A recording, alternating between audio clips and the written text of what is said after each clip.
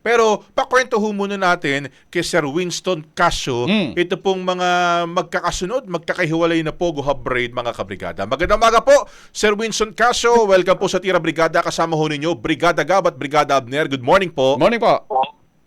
Hi, good morning, Brigada Gab and Brigada Abner sa inyong mga tagapakinig.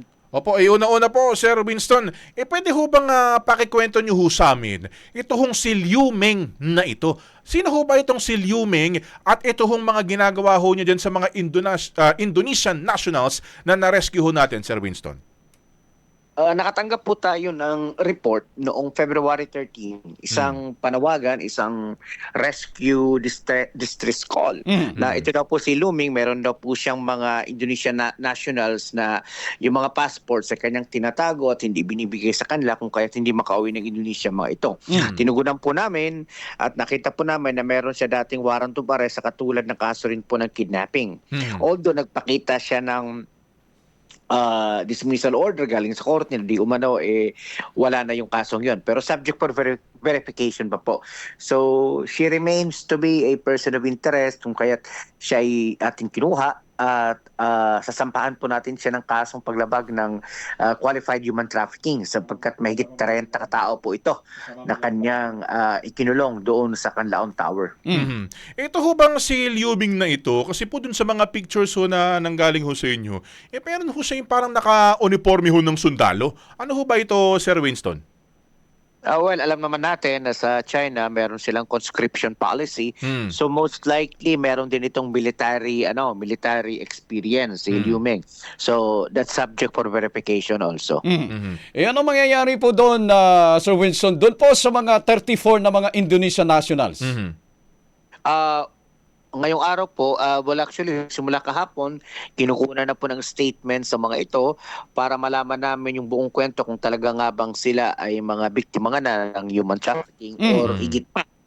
So, pero so far, meron na tayong nakuhang ilang mga nagpapatunay na ito nga ay pulisiya ni Liu Meng sapagkat meron na tayong maraming reports even sa iba pang mga pogo na talagang pinipilit nila yung kanilang mga trabahador na lumipat from the Philippines to Cambodia and even to Myanmar kasi doon sa mga lugar na yon namamayagpag pa rin ang problema ng offshore gaming operation. So tutuluyan natin ito siya, kakasuhan natin ng criminal at saka immigration charges. Pero dapat yung kaso, Sir Winston, medyo malakas na non-bailable and syempre importante yung participation ng mga Indonesian nationals as witnesses para mapalakas yung kaso doon sa kay Liu Meng at doon sa mga kasamahan nila. Kapag pinauwi ng Indonesia, paano po sila makapag-cooperate doon sa filing ng cases po? Well, there are 34 of them and I think 13 of them have already signified their intention na maging complainants laban dito sa naturang China na ito.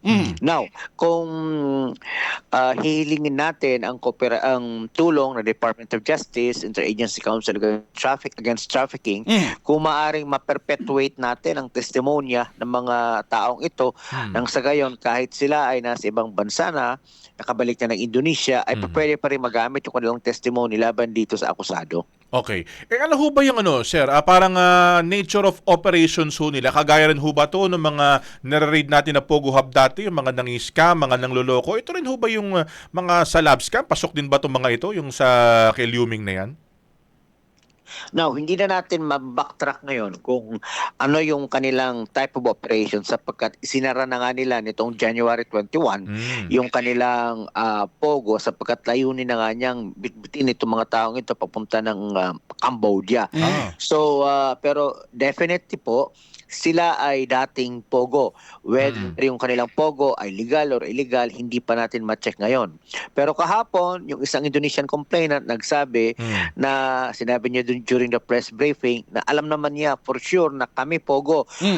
Legal or illegal, hindi niya alam kasi wala raw silang pangalan. Walang pangalan yung kanilang kumpanya. Yun pong mga ilang Indonesian nationals, Sir Winston, abay, nagtatagalog na. Ibig ba sabihin, matagal na dito. nag-operate sa Pilipinas? Yeah. dalawa ang nakausap ko na medyo marunong na, matatas na yung kanilang pananagalog, yung kanilang paggamit ng salitang Filipino. So, pwedeng matagal na sila sa Pilipinas nga po. O nabalik na ho ba yung mga passport nila? Kasi 'di ba sabi ho parang hinuhold daw ho nitong si Liu Ming. Wala pa po, hindi pa po nababalik yung passports. Ang kanyang contention ay wala raw sa kanya at hindi raw niya kilala. Yun ang kanyang sinasabi. Pero yung mga Indonesians ay positibo po siyang kinilala. At maging yung ilang mga Filipina na nagtatrabaho sa kanila, itinuro po siya bilang boss nung pogo ng mga ito. Sa kabilang panig po, Sir Winston, may separate raid din po na ginawa dyan sa Calamba, Laguna. And may involved po ng mga 20 plus na mga Pilipino. Can you tell us more? Ano bang nangyari? Ano bang mga detalye nito? Po, kahapon din po yun ng umaga sapagkat kami ay nakatanggap ng intelligence packet galing sa Calamba Police Office at di umano may isang grupo ng mga Chino na nag-ooperate ng telecommunications and / possible Pogo. Pero mukhang na-verify namin kahapon, hindi po siya Pogo, kundi siya po ay isang telecommunications outfit. Kaya lang, ang problema sa kanila, mga paso ang kanilang mga visa, paso ang kanilang mga immigration status of stay dito, at walang kaukulang permit para mag-operate doon sa bayan ng Calamba.